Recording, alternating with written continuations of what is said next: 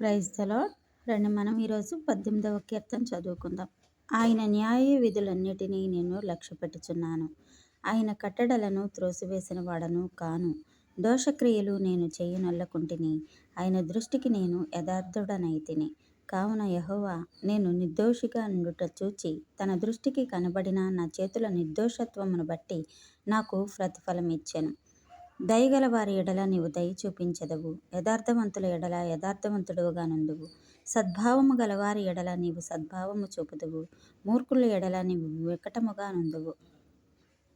శ్రమపడు వారిని నీవు రక్షించదువు. గర్విష్ఠులకు విరోధివై వారిని అణిచివేసెదవు.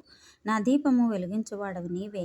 నా దేవుడైన యెహోవా చీకటిని నాకు వెలుగుగా చేయును. నీ సహాయము వలన నేను సైన్యములను జయింతును.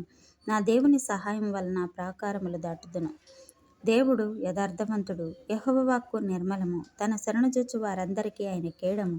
యెహోవా తప్ప దేవుడేడి? మన దేవుడు తప్ప ఆశ్రయదుర్గమేది? నాకు బలము ధరింపచేయువాడు ఆయనే. నన్ను యథార్థ మార్గమున నడిపించువాడు ఆయనే. ఆయన నా కాళ్ళు జింక కాళ్ళ వలె చేయుచున్నాడు.